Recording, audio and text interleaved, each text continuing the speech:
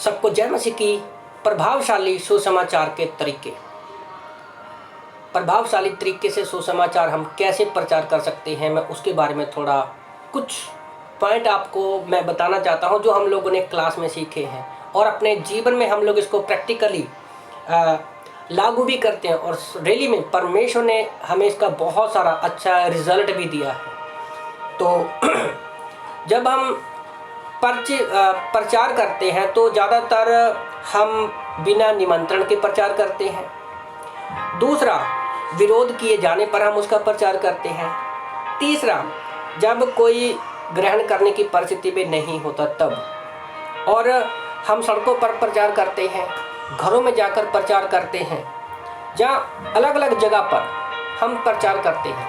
और सबसे बड़ी प्रॉब्लम तब आती है जब उसका विरोध होता है। तो जब ऐसी परिस्थिति में हम किस तरह से प्रचार कर सकते हैं कि हमें कोई दिक्कत ना हो। तो कुछ पार्ट्स में मैं इन 12 पॉइंट को आप लोगों को बताने वाला हूँ। पहला पॉइंट है, जब आप प्रचार के लिए जाते हो तो सबसे पहले क्या है कि हमें सुसमाचार को संपेक शब्दों में बताना है। पहला पॉइंट याद रखिए, सुसमाचार को छोटे तरीके से बताना है। मैं बहुत सारे नए लोगों से बात करता रहता हूँ, फ़ोन पर भी, कई पास्टरों से भी। कई बार लोगों को सुसमाचार है क्या यही नहीं पता।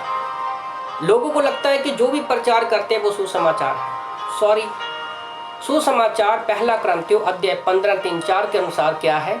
यीशु मसीह हमारे पापों के लिए मारा गया, गाड़ा गया और तीसरे दिन मुर्दों में से जिंदा हो गया। रोमन की किताब अध्याय 10:9-10 के अनुसार क्या है?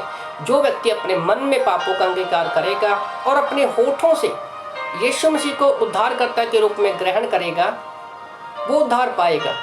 तो ये सिंपली सुसमाचार है। कोई भी व्यक्ति जो है उद्धार की प्रार्थना कर सकता है कि वो यीशु मसीह को ग्रहण करता है विश्वास की प्रार्थना के द्वारा। तो ये सुसमाचार है। तो ये छोटा सा हमें इन शब्दों में कहना है कि यीशु मसीह हमारे पापों के लिए मारा गया, गाड़ा गया और जिंदा हो गया। तो हमारा जो सुसमाचार है वो संपेक होना चाहिए, छोटा होना चाहिए। दूसरा पॉइंट, स्पष्ट और सारकत हो, दबंग नहीं होना चाहिए।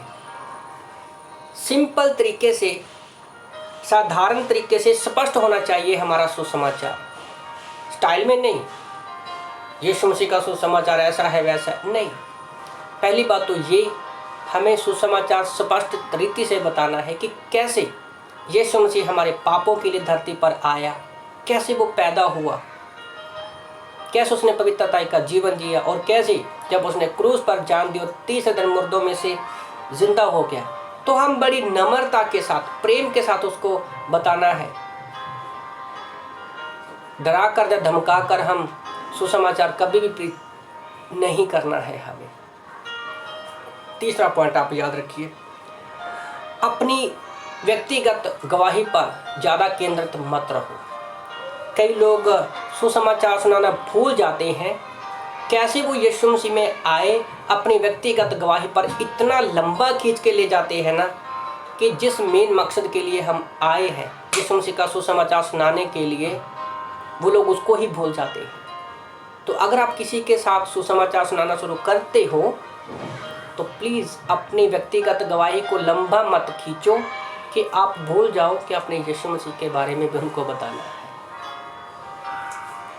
ओके।